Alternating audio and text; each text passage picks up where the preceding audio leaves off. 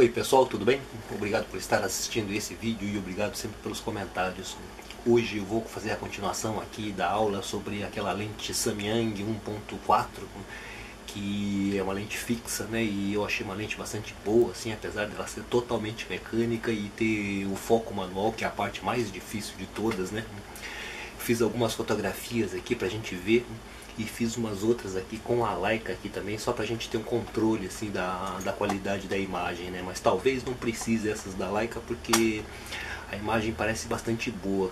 A mesa de reprodução não dava para usar com essa lente porque o foco, a distância mínima do foco dessa lente Samyang 1.4 com 85mm é de 1 metro de distância.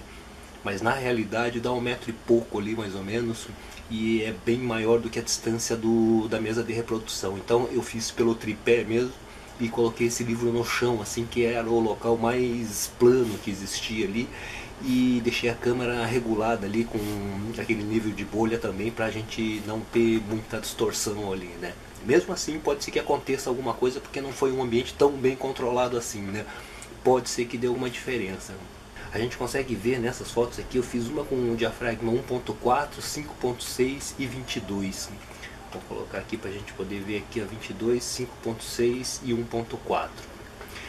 Na lente ela não distorce muita coisa assim, ela, nessas linhas aqui das beiradas aqui, elas estão retas praticamente e não tem problema nenhum, assim, não aparenta ter nenhum problema, não distorce nada e ela parece bem regulada, assim, né, bem feita. Aqui dá pra ver os cantos dele aqui, né, o extremo canto da fotografia, dá pra ver que não tem nenhum daquela distorção que dá por causa da aberração cromática, que dá aquela esticada nos cantos. Essa aqui, ela não tem isso, assim, ela não aparenta, pelo menos, né, não dá pra ver muita coisa aqui, assim, que distorça nada, né. E dá pra ver bastante qualidade também, né? Porque quase dá pra ver as retículas aqui da impressão aqui do livro. Então dá pra ver que ele não distorce muito, muda talvez um pouquinho da cor aqui, mas isso pode ser por causa da capa do livro, que como pega luz mais tempo pelas beiradas, né, do que o centro, acaba escurecendo um pouco a capa, né? E aqui é o centro da fotografia. Dá pra ver aqui é com 5.6 e aqui com 22. Então dá pra ver que em 1.4 é bom, mas em 5.6 ele parece melhor, quer ver? Nessas aqui eu fiz um corte na beirada da fotografia, só pra gente ter esse detalhe ele assim cortado na foto, e deixei em 300 dpi para ter mais qualidade. Essa aqui é com a 1.4 ali, como a gente dá pra ver. Aqui é 5.6 e aqui com o 22. Então dá pra ver aqui, ó, se a gente prestar atenção nessas retículas aqui, assim, nesses centros, nessas linhas que produzem essas estrelas, dá pra ver que em 5.6 ele aparece mais nítido do que em 1.4. Isso pode ser que seja só um pouquinho ali de contraste a mais, né, na fotografia, mas em 5.6 a linha aqui parece bem melhor. Nessas linhas aqui, por exemplo, ó, dá pra ver que aqui tem uma aparência muito mais nítida do que é com 1.4. Nessa linha aqui dá pra ver bem, ó, e melhor do que é em 22 também, ó. Nessa aqui também é no outro canto, né, e dá pra ver a mesma coisa assim, em 22 essa definição das linhas não é tão boa quanto é em 5.6, e em 1.4 também não é tão bom assim. Em 1.4 é melhor do que o 22 também, mas o 5.6 é melhor do que os dois. Mas é muito pouquinho também, né? Dá pra ver na linha aqui que forma a estrela aqui, que em 5.6 essa linha fica um corte melhor, né? Dá pra ver melhor a linha do que em 1.4. Esse aqui é o outro detalhe também, um outro canto que dá pra ver exatamente a mesma coisa, né?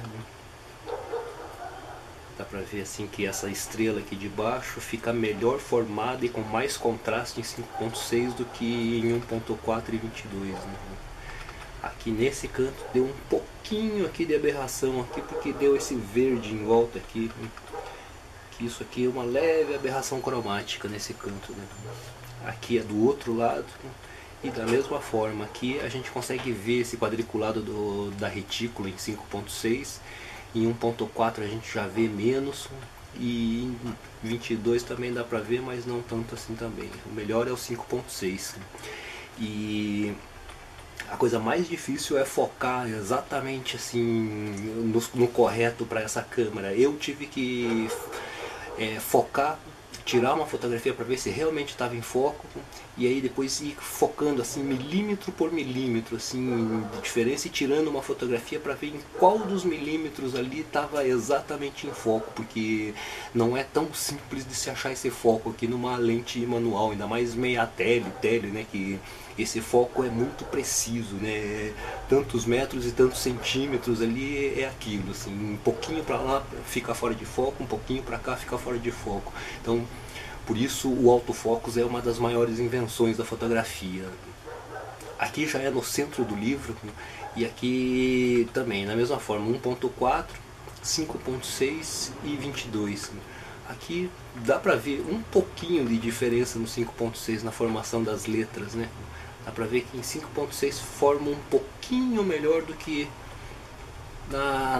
nos outros diafragmas, mas não é tão diferente assim também. Aqui, deixa eu ver, essas daqui já são com a Leica. Aqui já eu fiz com a Leica, e aqui não deu pra encaixar ele certinho aqui, senão ia ter que fazer muita coisa. E aqui é só pra gente ter um controle também, né? E pra gente ver como é que fica.